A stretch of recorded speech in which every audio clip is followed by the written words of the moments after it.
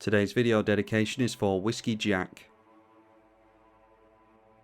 Saheeli versus Azusa, and yeah, that's quite a start that we can get off to there, so we'll keep it. Should be able to play pretty much everything we draw into, we just need to hope for some good draws. Alright, well that's pretty damn good, a Tezzeret the Seeker.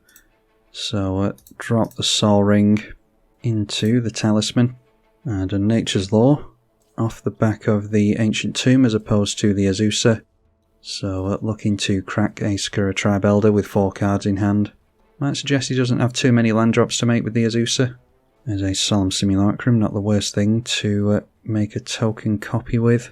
So do we just go for the Tezzeret here and make a Lightning Greaves with it? I think that should be fine. Might dissuade our opponent from cracking the Sakura Tribe Elder here as well, which will obviously reduce the mana our opponent has next turn, but nope, deciding to go straight in for it.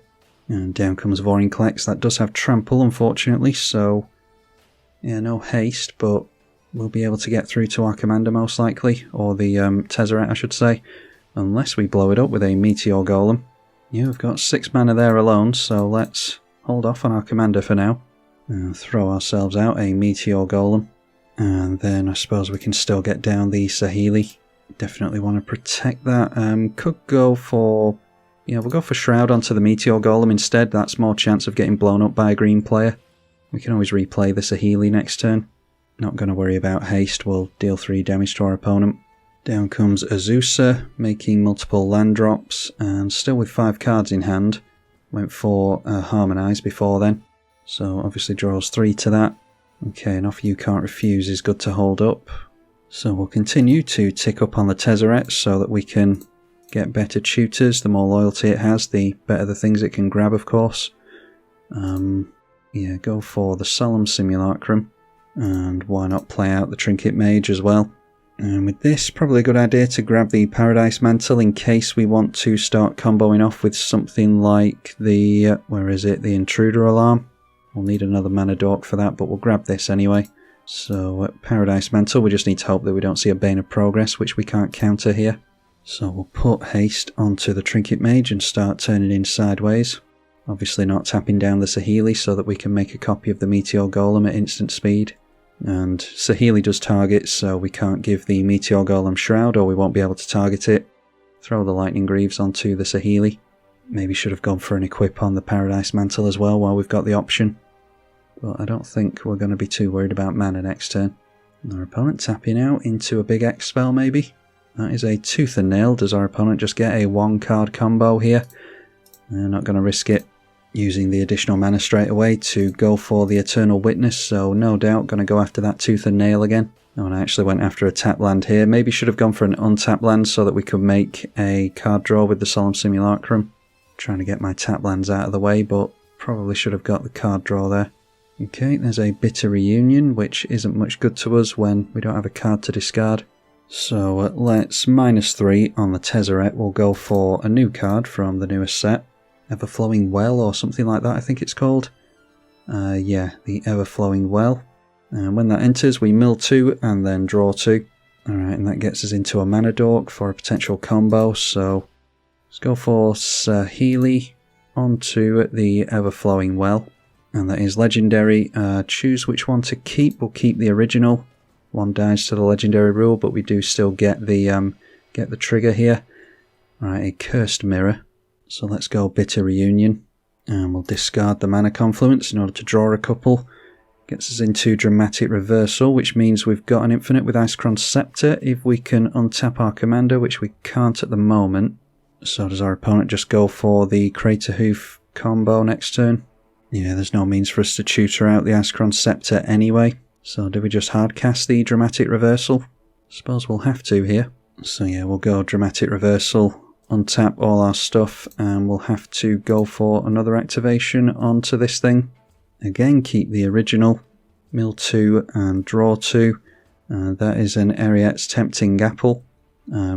Yeah, Chaos Warp doesn't really help us because it's an ETB effect that our opponent's going to be going after. So let's just go for the Cursed Mirror. That can enter as a copy of the Eternal Witness.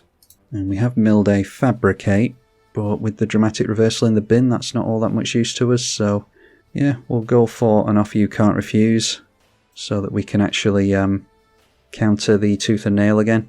I was trying to get into a combo in there, but if this is the way that we have to play, then so be it. Okay, natural order. What green creature are they going to go after that's of any relevance? Are we going to regret not countering that? Yeah, we'll let them have it. Okay, yep, it's the Bane of Progress.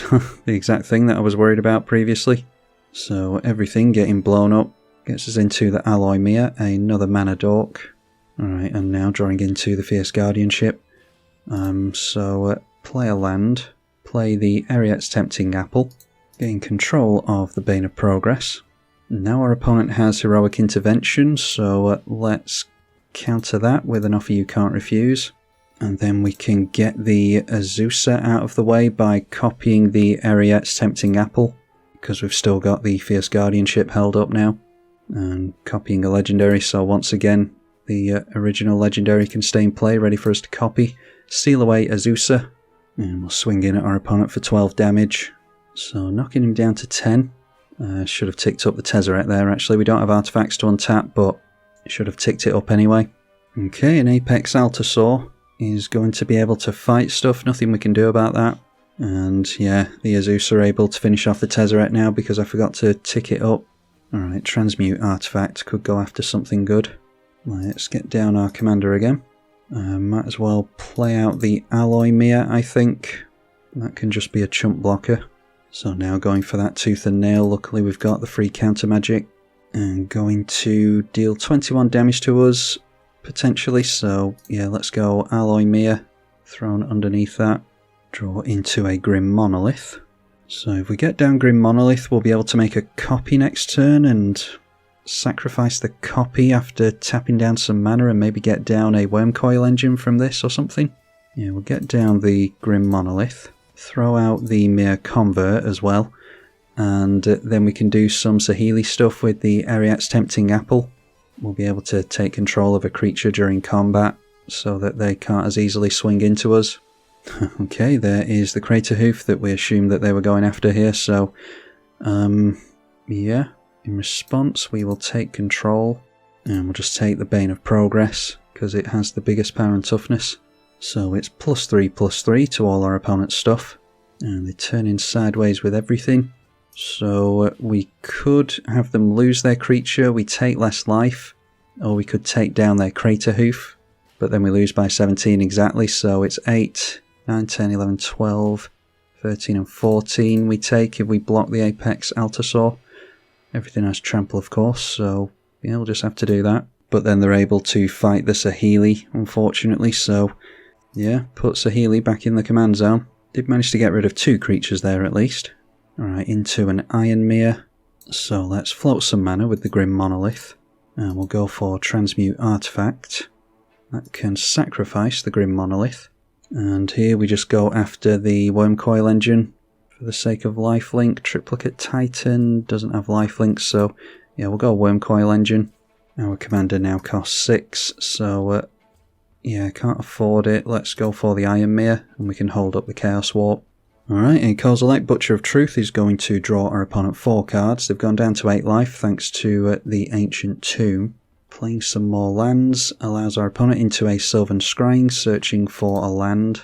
And it's a Nykthos with a bunch of green mana available with regards to Devotion. So the Wormcoil Engine managing to hold our opponent back. Do we go for the Chaos Warp now? Onto the Kozilek? Suppose it's best to before they start annihilating us. Do have to pay 2 life into this, unfortunately. And just got our opponent into a forest, which is quite likely with Azusa. Alright, just a mountain. So play our commander. And I think swinging in is fine here. Hopefully we can chump block the Crater Hoof. They'd have to buff it and give it trample, so yeah, I'm just going to swing in now before they destroy it with artifact removal. Deciding to gang up on it so that we can't make copies of the Wormcoil Engine is quite telling. Go back up to 7 life and the Wormcoil going to make some tokens. We've still got Ariet's Apple we can make copies of, which has been a hell of a draw for us this game. Zoological Study. I think they went for mill 5 cards with that, so I'm not sure what they returned back to hand there. Yeah, I don't think they got anything. So casting the Monster Manual side of it. And we'll see if they can cheat any creatures into play. Turns out they can. And that is a Void Winnower. And a Findhorn Elves, just trying to keep us from going wide on them. The milled cards were Virtue of Strength, Jeweled Lotus, and the One Ring, by the way. A Nissa's Pilgrimage, going to fetch more lands. Well, there's a bunch of stuff that we can't block with, thanks to the Void Winnower, so can we go wide on our opponent here? I think we can. Just getting into a land. I mean, yeah, the Void Winnower's going to gain haste, so definitely make a copy of the Ariette's Tempting Apple. Keep the original as ever. And yeah, our opponent scoops to that, so all we do is take control of the Void Winnower here, and we definitely go wide on our opponent.